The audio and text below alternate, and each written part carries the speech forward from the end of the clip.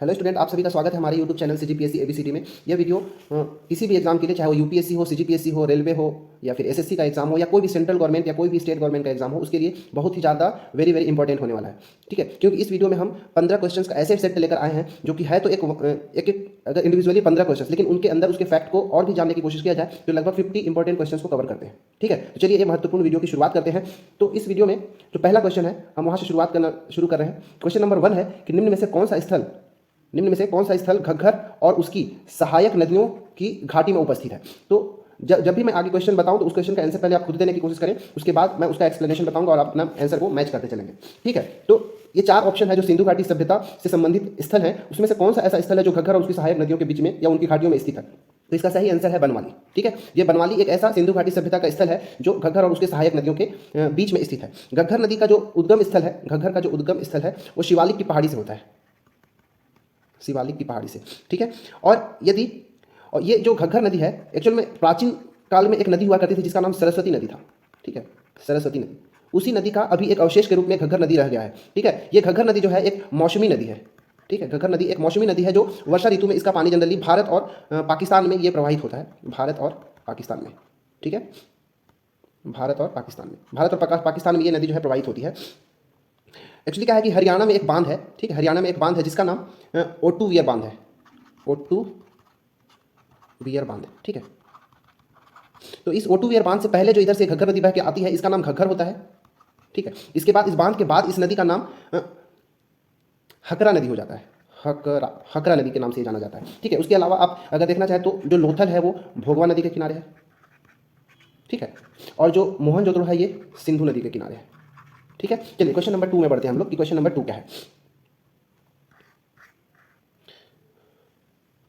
Question number 2 है कि ऋग वैदिक धर्म कैसा था। वो बहुदेववादी था कि एकेश्वरवादी था कि अद्वैतवादी था कि निर्विल मार्गी धर्म था। ठीक है, तो जो ऋग वैदिक था ये वास्तव में एक बहुदेववादी था, क्योंकि जब ऋग वेद की हम जानकारी लेते हैं, ऋग वेद का अध्ययन करते हैं तो इसमें बहुत सारे देवताओं का वर्णन मिलता है, जैसे कि आपने पढ़ा भी होगा अग्नि, सोम, इंद्र, मित्र,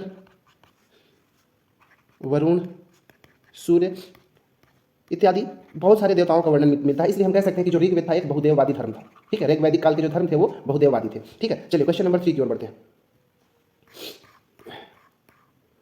ठीक है, क्वेश्चन नंबर 3 क्या है कि बौद्ध धर्म के महायान और हीनयान संप्रदायों में सर्वाधिक मौलिक अंतर निम्नलिखित में से कौन सा था। मतलब सिंपल से कहने का मतलब है कि जो महायान बौद्ध धर्म का जो महायान शाखा और हीनयान शाखा है उसमें सबसे ज़्यादा डिफरेंस किस चीज़ का मिलता है। क्या अहिंसा पर बल के कारण, या फिर जाति रहित समाज के कारण, या देवी देवताओं की पूजा और स्पूत पूजा के निर्माण में, किस पे। ठीक है, तो इसका जो सही आंसर है वो देवी देवताओं की पूजा। ठीक है, जैसे कि हमें पता है कि जो बौद्ध धर्म का चतुर्थ संगीति हुआ था, बौद्ध धर्म का चतुर्थ संगीति ये कश्मीर के कुंडल वन में हुआ था, कश्मीर के कुंडल वन में।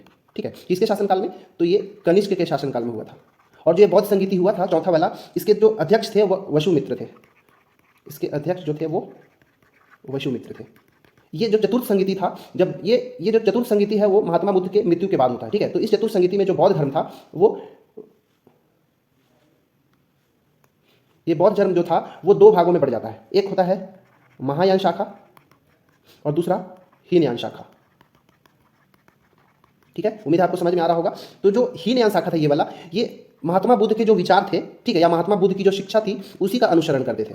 ठीक है, महात्मा बुद्ध की शिक्षा का अनुसरण करते थे जो हीनयान शाखा के जो अनुसरण करने वाले थे। वहीं जो महायान शाखा के जो मानने वाले थे वो देवी देवताओं की पूजा में विश्वास करने लगे थे, देवी देवता के पूजा में, या फिर कह सकते हो कि मूर्ति पूजा पर विश्वास करने लगे थे। तो ये दोनों में बेसिकली अंतर यही था कि जो हीनयान शाखा थे वो के जो लोग थे वो बुद्ध की जो शिक्षा था, जो विचार था उसका अनुसरण करते थे, वहीं महायान वाले जो है मूर्तियों की पूजा करना शुरू कर दिए थे। तो इसका जो आंसर होगा सी होगा कि देवी देवताओं की पूजा के कारण जो महायान और हीनयान संप्रदाय में मेन मौलिक अंतर देखने को मिलता है। ठीक है, चलिए क्वेश्चन नंबर 4 की ओर बढ़ते हैं। भागवत धर्म का उल्लेख सर्वप्रथम अभिलिखीय साक्ष्य है, मतलब कौन सा ऐसा साक्ष्य है ये 4 ऑप्शन में से जिसमें भागवत धर्म की जानकारी हमें मिलती है। ठीक है, तो इसके ऑप्शंस हैं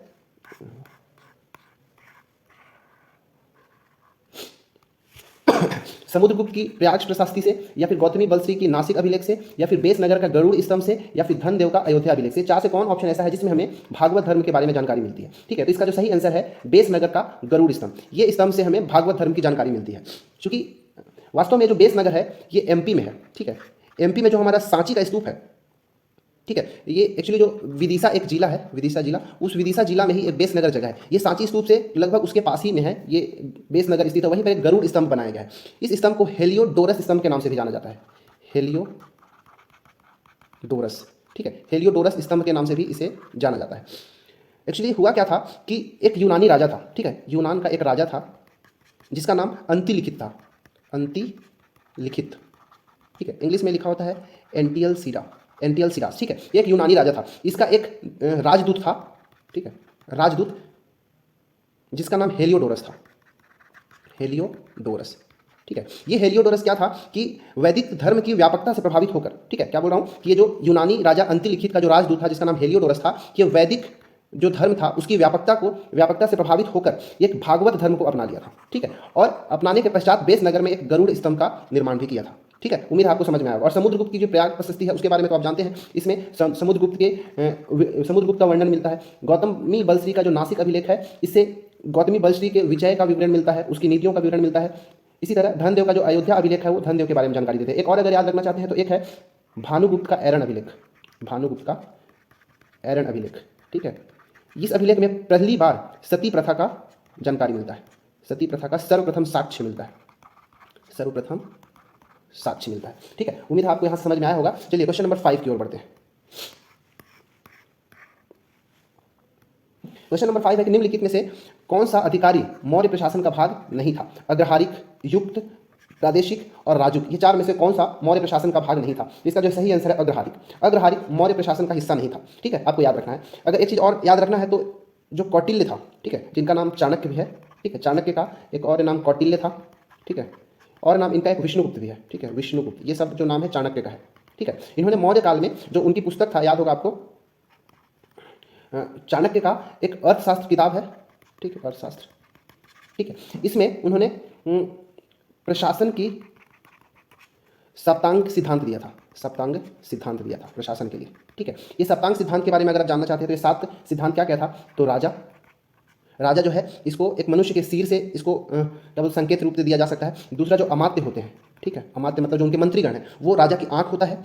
इसी तरह जो जनपद होता है वो राजा की मतलब ये किसी मनुष्य की जंघा से इसको संकेतित किया गया है। उसी प्रकार दुर्ग जो है बाह को प्रेजेंट करता है। इसके बाद कोश को मुख से प्रेजेंट किया गया है। इसके बाद दंड लिख लीजिए, दंड या फिर बल या फिर सेना, इसको मस्तिष्क की तरह देखा जाता है, मस्तिष्क। और जो लास्ट में है एक मित्र है, जो मित्र होता है वो कान की तरह होता है। तो कौटिल्य ने सप्तांग सिद्धांत के अंतर्गत राजा, अमात्य, जनपद, दुर्ग, इसके बाद कोश, दंड, बल या सेना, ये तीनों में से कोई एक भी याद रखें, और मित्र, ये 7 जो है सप्तांग सिद्धांत दिया था। ठीक है, चलिए क्वेश्चन नंबर 6 की ओर बढ़ते हैं।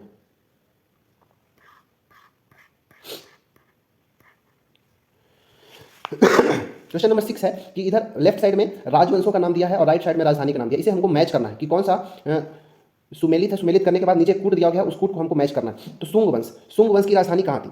ठीक है, तो शुंग वंश का जो इसका संस्थापक के नाम भी देखते चलते हैं। शुंग वंश का जो संस्थापक था वो पुष्यमित्र शुंग था, पुष्यमित्र शुंग। ठीक है, और इसका जो राजधानी था वो पाटलिपुत्र में था। वहीं सातवाहन वंश का जो संस्थापक था उसका नाम सिमुक था। ठीक है, और सातवाहन वंश का जो राजधानी था वो प्रतिष्ठान या फिर पैठन, इसको प्रतिष्ठान भी लिखा जाता है, प्रतिष्ठान। ठीक है, कदम्ब वंश का जो संस्थापक था उसका नाम मयूरवर्मन था, मयूरवर्मन, और इसकी जो राजधानी थी वो बनवासी था। ठीक है, और चंदेल वंश का जो संस्थापक था उसका नाम नन्नुक था।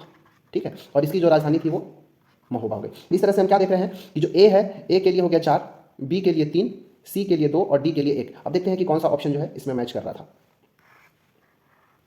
ए के लिए 4, बी के लिए 3, सी के लिए 2 और डी के लिए 1। इस प्रकार अगर देखा जाए तो ये जो पहला ऑप्शन था वो सही आंसर है। ठीक है, इसका आंसर जो है पहला है। चलिए, अगर हमको और कुछ देखना है तो और भी हम बहुत सारी जानकारियां देख सकते हैं, लेकिन वीडियो बहुत लेंदी हो जाएगा। चलिए क्वेश्चन नंबर 7 की ओर बढ़ते हैं। क्वेश्चन नंबर 7 है कि निम्नलिखित में से किसका प्राचीन भारत के आयुर्वेद से संबंध नहीं है? आयुर्वेद शास्त्र से संबंध नहीं है, हमको ये चीज याद रखना है कि ये नहीं पूछा है। तो धन्वंतरी, भास्कराचार्य, चरक और सुश्रुत, ये 4 में से कौन ऐसे हैं जो आयुर्वेद से संबंधित नहीं है? तो जिसका सही आंसर है भास्कराचार्य। ठीक है, भास्कराचार्य एक गणितज्ञ और ज्योतिषी थे, गणितज्ञ और ज्योतिषी थे। ठीक है, इन्होंने कई सारे ग्रंथ लिखा भास्कराचार्य ने, जिसमें से सिद्धांत शिरोमणि, और उन्होंने लिखा लीलावती। कई बार एग्जाम में ये सब पूछे गए इसलिए मैं इसको आपको लिखवा रहा हूँ। लीलावती, लीलावती के बाद इन्होंने बीजगणित इत्यादि कई सारे इन्होंने बुक लिखा। एक ग्रह गणित भी था, ठीक है। इसी तरह धन्वंतरी, धन्वंतरी जो है ये आयुर्वेद से संबंधित है। ये जो राजा विक्रमादित्य था, ठीक है, गुप्त वंश का एक बहुत महान राजा थे जिसका नाम चंद्रगुप्त द्वितीय, चंद्रगुप्त द्वितीय, चंद्रगुप्त द्वितीय का ही नाम विक्रमादित्य है, ठीक है, विक्रमादित्य। ये चंद्रगुप्त द्वितीय के दरबारी थे जो कि अर्थशास्त्र से संबंधित थे, ठीक है। और अगर देखा जाए तो विक्रमादित्य चंद्रगुप्त द्वितीय के समय कालिदास थे, ठीक है, कालिदास भी जो थे वो चंद्रगुप्त द्वितीय या फिर विक्रमादित्य के ही दरबारी थे। वहीं यदि चरक की बात करें तो चरक कुषाण वंश के शासक, कुषाण वंशीय शासक कनिष्क, कनिष्क के दरबारी थे, ठीक है, कनिष्क के दरबारी थे। और कनिष्क के दरबार में ये चिकित्सक थे, चिकित्सा के पद पर थे, मतलब आयुर्वेद शास्त्र से संबंधित ये भी थे। इसी प्रकार अगर सुश्रुत के बारे में जाना जाए तो सुश्रुत भी कनिष्क के समय ही थे, ठीक है, कनिष्क के दरबारी ही थे। ये चरक और सुश्रुत दोनों कनिष्क के एक महान प्रसिद्ध चिकित्सकों में आते थे। तो आपको ये सब याद रखना है, ठीक है। चलिए क्वेश्चन नंबर 8 की ओर बढ़ते हैं। क्वेश्चन नंबर 8,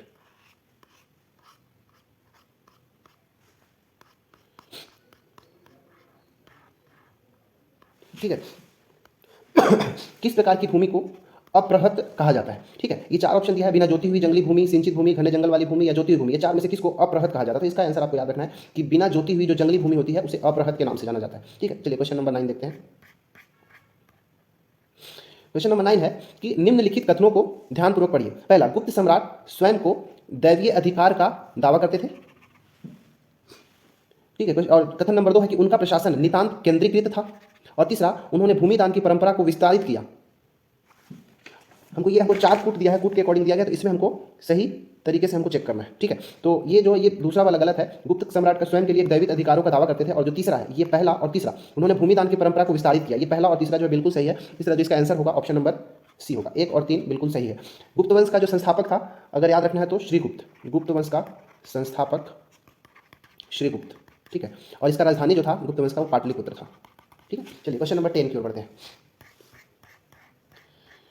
क्वेश्चन नंबर 10 है कि सम्राट हर्षवर्धन ने 2 महान धार्मिक सम्मेलनों का आयोजन किया।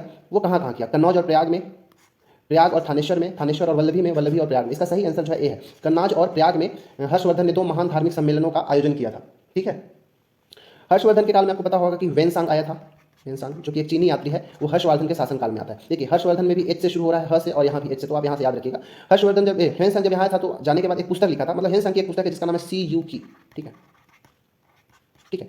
वेनसांग छत्तीसगढ़ में भी महाशिवगुप्त बालार्जुन के कार्यकाल में आया था। महाशिवगुप्त बालार्जुन के कार्यकाल में लगभग 6वीं शताब्दी में आया था, ठीक है। तो आपको ये भी याद रखना है, 6वीं या 7वीं शताब्दी में आया था, ठीक है। वैसे ही कई बार से कंफ्यूजन होता है कि वेनसांग तो हर्षवर्धन के शासनकाल में आया था, फाहियान कब आया था? तो फाहियान भी क्या है? एक चीनी यात्री है जो चंद्रगुप्त द्वितीय, चंद्रगुप्त द्वितीय जिसको हम विक्रमादित्य की अभी पहले देखे थे, विक्रमादित्य कहते हैं, इसके दरबार में फाहियान आया था, ठीक है। चलिए यहाँ से क्वेश्चन नंबर 10 समझ में आएगा। चलिए क्वेश्चन नंबर हम 11 की ओर बढ़ते हैं।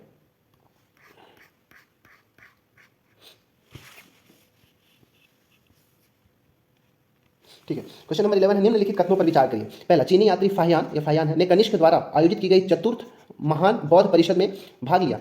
इसमें से हमको क्या करना है? उपयुक्त कथनों में से कौन कौन सा सही हमको वो बताना है, ठीक है। तो चीनी यात्री फाहियान कनिष्क के द्वारा आयोजित की गई चतुर्थ, नहीं, ये बिल्कुल गलत है, ऐसा कहीं भी हमको देखने को नहीं मिलता है। वैसे भी जो फाहियान है चंद्रगुप्त द्वितीय के शासनकाल में आया था, कनिष्क से इसका कोई दूर दूर तक रिश्ता नहीं है, तो ये पहला जो है गलत है। दूसरा, चीनी यात्री वेनसांग हर्ष से मिला और उसे बौद्ध धर्म का प्रतिरोधी पाया। मतलब ये कह रहा है दूसरा कथन कि जो चीनी यात्री जब वेनसांग जो हर्षवर्धन के शासनकाल में आया तो हर्ष से मिला और ये पता पाया कि बौद्ध धर्म का वो प्रतिरोध करता है, नहीं तो ये भी गलत है, क्योंकि जो हर्षवर्धन है वो बाद में बौद्ध धर्म को अपना लेता है, ठीक है, बौद्ध को अपनाता है। और ऐसा भी नहीं है, वो बहुत जितने भी बौद्ध धर्म को तो अपनाता है लेकिन अन्य धर्मों का बहुत ही आदर भाव करता है, अन्य धर्मों का सम्मान करता है, दान भी खूब देता है, ठीक है। तो ये दोनों कथन यहाँ पे गलत है, तो इसका जो सही आंसर होगा वो न तो 1 और न ही 2 होगा। ऑप्शन नंबर डी इसका बिल्कुल सही है, ठीक है, ऑप्शन नंबर डी। चलिए क्वेश्चन नंबर 12 की ओर बढ़ते हैं। क्वेश्चन नंबर 12 में हमको मैच करना है वापस से, ठीक है। सूची 1 को सूची 2 से मिलान करना है और बताना है कि कौन सा सही उत्तर है जो नीचे कूट दिया गया है। तो स्तूप, ठीक है, तो हमको सांची का स्तूप, इससे हम मैच कर लेंगे क्योंकि सांची में एक स्तूप है। इस सांची के स्तूप का निर्माण किसने कराया था? तो अशोक महान ने, अशोक ने, सम्राट अशोक ने। ये लगभग 3री सदी ईसा पूर्व में कराया था इसका, ठीक है। सांची के स्तूप का निर्माण अशोक कराया था। ये सांची कहाँ है? MP में, ठीक है। अशोक महान ने 3री सदी ईसा पूर्व में कराया था। चित्रकारी में ये बाघ इसका होगा। कनिष्क का सिर विहीन मूर्ति, ठीक है, ये इसका मथुरा होगा, ठीक है। मथुरा में कनिष्क का एक सिर विहीन, बिना सिर का एक मूर्ति मिला है, ठीक है। इस मूर्ति में इस मूर्ति में जो यहाँ पे मिला है उसमें नीचे लिखा हुआ है महाराजाधिराज, महाराजाधिराज देवपुत्रो कनिष्क, देवपुत्रो कनिष्क, ये उस मूर्ति के स्तंभ में लिखा हुआ है। ये जो मूर्ति मिला है मथुरा से सिरविहीन, इसके दाएं हाथ में गदा, दाएं हाथ में गदा, और जो बायां हाथ है उसमें मयान में रखा हुआ तलवार, मतलब मयान सहित तलवार। ठीक है, आपको इसे याद रखना। ये सब कहाँ से मिला? मथुरा से कनिष्क का सिरविहीन मूर्ति मिला। दशावतार का मंदिर ये देवगढ़ में है। ठीक है, ये तो अभी न्यूज़ में भी था, आपको पता ही है क्यों करंट में न्यूज़ में था। ठीक है, तो हमको क्या यहाँ पे देख रहा है कि ए का 2, बी का 1, सी का 4 और डी का 3। चलिए देखते हैं कि कौन सा इसका होगा। तो यहाँ पर अगर देखा जाए तो बी ऑप्शन, ए का 2, बी का 1, सी का 4 और डी का 3, ये बी ऑप्शन जो हमारा सही है। चलिए क्या दिखा था यहाँ पे कि स्तूप जो है ये सांची, चित्रकारी में बाघ, कनिष्क का सिरविहीन मथुरा में और दशावतार देवगढ़ में। चलिए क्वेश्चन नंबर हम 13 की ओर बढ़ते हैं।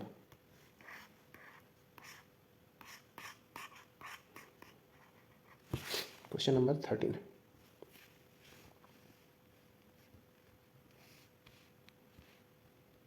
क्वेश्चन नंबर 13 है कि निम्न भारत के इतिहास के संदर्भ में निम्नलिखित युग्मों पर विचार करें कि इसमें से कौन कौन सा सही है, हमको उस पर विचार करना है क्वेश्चन नंबर 13 में। इसके बाद जो ऑप्शंस दिए हो उसके अकॉर्डिंग हमको देखना है कि कौन कौन सा कथन सत्य है और फिर सत्य वाला को हमको बताना है, मतलब कौन कौन सा जो इधर सुमेलित है कि तनियूर क्या था, घटिका क्या था और एरीपति क्या था, इसमें हमको बताना है। चलिए देखते हैं कि क्या था ये। तो क्वेश्चन नंबर जो 13 है इसमें एरीपति भूमि जिससे मिलने वाला एक राजस्व अलग से ग्राम जलाशय के रख रखाव के लिए निर्धारित कर दिया जाता था। ठीक है, ये बिल्कुल सही है। मतलब एरीपति एक ऐसा जमीन था या फिर ऐसी भूमि थी जहाँ से जो राजस्व मिलता था उस राजस्व को रखा जाता था। ठीक है, किस लिए? ताकि उस ग्राम में जो जलाशय है उस जलाशय का रख रखाव किया जा सके। ठीक है, तो ऐसे भूमि को हम एरीपति कहते थे। ठीक है, दूसरा है तनियूर।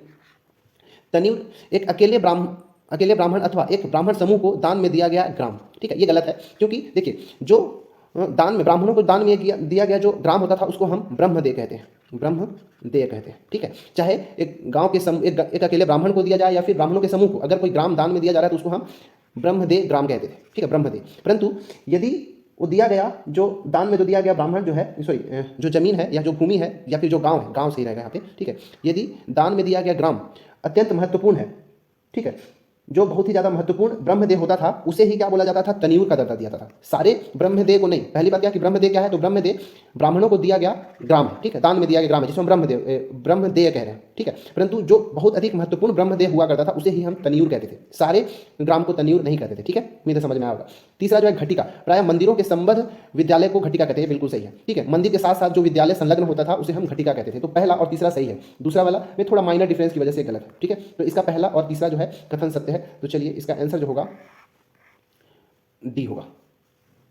ठीक है, चलिए क्वेश्चन नंबर 14 की ओर बढ़ते हैं कि 14 में क्या है।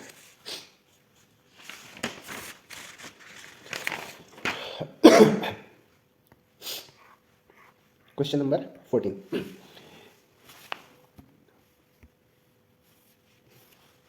क्वेश्चन नंबर 14 है इन यात्रियों में कौन इटली से था जिसने 15वीं शताब्दी में विजयनगर राज्य की यात्रा की? निकितिन, फाहियान, बर्नियर और निकोला कॉन्टी। ठीक है, तो इसका जो सही आंसर आपको पता होगा निकोला कॉन्टी। निकोला कॉन्टी जो है एक इटली का यात्री था, इटली का। ठीक है, जो कि विजयनगर साम्राज्य का यात्रा किया था। अगर और भी देखना, ये निकोला कॉन्टी जो है ये देवराय प्रथम के शासनकाल में आया था, देवराय प्रथम के शासनकाल में। विजयनगर साम्राज्य जो है वो सीजीपीएससी के लिए प्री और मेंस की दृष्टि से बहुत ही ज़्यादा महत्वपूर्ण है। ठीक है, तो मैं तो आपको यही सजेस्ट करूंगा कि एक बार विजयनगर साम्राज्य को पढ़कर ही एग्जाम में जाए। ठीक है, तो चलिए हमने क्या देखा कि जो निकोला कॉन्टी है वो इटली का है और वो देवराय प्रथम के शासनकाल में आया। इस तरह अगर आप और भी जानना चाहें तो हमको पता है जैसे एक अब्दुल रजाक आया था, अब्दुल रजाक। ठीक है, अब्दुल रजाक फारस का था। ठीक है, और ये देवराय द्वितीय के शासनकाल में आया था, देवराय द्वितीय। ये निकोला कॉन्टी देवराय प्रथम के शासनकाल में, अब्दुल रजाक फारस का था जो देवराय द्वितीय के शासनकाल में आया था। इसी तरह एक और है नूनीज। ठीक है, नूनीज जो है ये पुर्तगाल का है। ठीक है, पुर्तगाल का। और ये जो है अच्युत देव राय के शासनकाल में, या फिर अच्युत राय ही ठीक रहेगा, अच्युत राय। ठीक है, इसके शासनकाल में नूनीज आया था। इसके बाद एक और है डोमिंग पायस। ठीक है, यह भी मैं सभी विजयनगर साम्राज्य की मैं बात कर रहा हूँ, डोमिंग पायस। ठीक है, ये डोमिंग पायस भी पुर्तगाली था और ये कृष्णदेव राय के शासनकाल में आया था, कृष्णदेव राय के शासनकाल में। एक और जो आया था जिसका नाम था बारबोसा, बारबोसा, ये भी पुर्तगाली था और ये भी कृष्णदेव राय के शासनकाल में ही आया था। उम्मीद है आपको समझ में आया होगा। अब एक यहाँ पे देख रहे हैं आप निकितिन। निकितिन कौन था? शायद आपने इसका नाम भी नहीं सुना होगा, तो लेकिन मैं बताता हूँ। चलिए, निकितिन जो था एक यूरोपीय यात्री था, जो यूरोपीय यात्री था जो रूस से आया था। ठीक है, यूरोपीय यात्री जो रूस से आया था। जब वास्को डी गामा 1498 में आया था, वास्को डी गामा, ठीक है, उससे भी 25 साल पूर्व, 25 वर्ष पूर्व ये निकितिन आया था। ठीक है, ये जो निकितिन था वो जॉर्जिया, आर्मेनिया, ईरान, इस रास्ते से होते हुए भारत के मुंबई पहुंचा था। ठीक है, समझ में आया होगा निकितिन के बारे में। इसके बाद एक आपने सुना होगा बर्नियर। ठीक है, बर्नियर जो है एक, इसका पूरा नाम फ्रांसवा बर्नियर था, जो ये फ्रांस से आया था। ठीक है, ये फ्रांस से आया था और ये एक चिकित्सक था, दार्शनिक था, इतिहासकार था। और ठीक है, फाहियान के बारे में तो हम जानते हैं। फाहियान जो है किसके समय में आया था? चंद्रगुप्त द्वितीय के समय, चंद्रगुप्त दो, इसको विक्रमादित्य भी कहते हैं, तो 3 बार इसका नाम देख चुके हैं, चंद्रगुप्त द्वितीय भी कहते हैं। ठीक है, तो फाहियान चंद्रगुप्त द्वितीय या विक्रमादित्य के शासनकाल में आया था। उम्मीद है क्वेश्चन नंबर 14 आपको समझ में आ गया पूरा डाटा। इस सब को आप नोट डाउन करते चले और ये सभी फैक्ट को ऐसे क्वेश्चन लगा के ही हमको प्रैक्टिस करना चाहिए। ठीक है, एट ए टाइम जो भी ऑप्शन है उस सभी ऑप्शन के बारे में हमारे माइंड में क्लिक करना चाहिए कि क्या था। ठीक है, चलिए लास्ट क्वेश्चन, क्वेश्चन नंबर 15 करते हैं। क्वेश्चन नंबर 15, रेहला निम्नलिखित में से किस यात्री का यात्रा वृत्तांत है? मनुची का, अब्दुल रजाक का, इब्न बतूता का, कि टेवरनियर का? ठीक है, तो इसका सही आंसर जो है इब्न बतूता। इब्न बतूता का जो यात्री वृत्तांत है, यात्रा वृत्तांत, उसको हम रेहला के नाम से जानते हैं। रेहला उसका यात्रा वृत्तांत का नाम है। ठीक है, इब्न बतूता जो सुल्तान मोहम्मद बिन तुगलक के शासनकाल में आया था, मोहम्मद बिन तुगलक के समय आया था। ठीक है, मोहम्मद बिन तुगलक के समय। मोहम्मद बिन तुगलक जो है ये इब्न बतूता को ना दिल्ली का काजी बनाया था, दिल्ली का काजी नियुक्त किया था इसको, इब्न बतूता को। बाद में इब्न बतूता को वो अपना राजदूत बनाकर चीन भेज दिया था। ठीक है, राजदूत बनाकर उसको चीन भेज दिया था। ठीक है, तो इसका आंसर जो है इब्न बतूता है। अब बात आएगा कि ये मनुची का है, तो इसका पूरा नाम निकोला मनुची है, निकोला मनुची। ठीक है, निकोला मनुची इटली का यात्री था, इटली का, आपको बस याद रखना है। ये कई मुगल शासकों के कार्यकाल में काम किया, मुगल दरबार में काम किया कह सकते हो। ये निकोला मनुची जो है ना, ये दारा शिकोह जो एक मुगल दरबार है, ठीक है, दारा शिकोह, फिर शाह आलम, राजा जय सिंह, कीरत सिंह, ठीक है, इन सब का सेवा किया था। ठीक है, क्या याद रखना है कि रेहला तो इब्न बतूता का था, जो मोहम्मद बिन तुगलक के समय में आया था, जिसको दिल्ली का काजी मोहम्मद बिन तुगलक नियुक्त किया था, बाद में उसे राजदूत बना के चीन भेज दिया गया था। मनुची का पूरा नाम निकोला मनुची था, जो इटली से आया था, ये मुगल दरबार में कार्य किया। ठीक है, साथ ही साथ जो मुगल बादशाह, मतलब मुगल काल के समय ही दारा शिकोह, शाह आलम, फिर राजा जय सिंह और राजा कीरत सिंह, उन सबका भी सेवा करने का कार्य किया। इसके बाद हम अब्दुल रजाक के बारे में तो देख ही लिए कि अब्दुल रजाक फारस का था। ठीक है, जो लिख ही देता हूँ, ये फारस का था और ये देवराय द्वितीय के शासनकाल में आया था। इसी तरह जो ये टेवरनियर है, ये 1461 में भारत आया था। ठीक है, ये फ्रांस का था। ठीक है, ये 15 क्वेश्चंस में आपको कैसा लगा, क्या आपको समझ में आया कि नहीं, और इसमें जो बाकी जो हमने फैक्ट यहाँ पे डाला है, क्या हुआ समझ में आया कि नहीं? अगर समझ में आया होगा तो इस वीडियो को लाइक करें और चैनल को सब्सक्राइब करें। इस वीडियो के लिए इतना ही। आगे फिर से 15 क्वेश्चंस लेकर हम नेक्स्ट वीडियो में मिलते हैं, तब तक के लिए धन्यवाद। और आप, क्योंकि अब CGPSC की एग्जाम के लिए ज़्यादा समय बचा तो है नहीं, 60 डेज़ के आसपास बचा हुआ है, तो उम्मीद है आप सभी की पढ़ाई बहुत अच्छे से चल रही होगी और चलना भी चाहिए, क्योंकि अब ज़्यादा टाइम तो बचा नहीं है। ठीक है, चलिए इस वीडियो में इतना ही, धन्यवाद।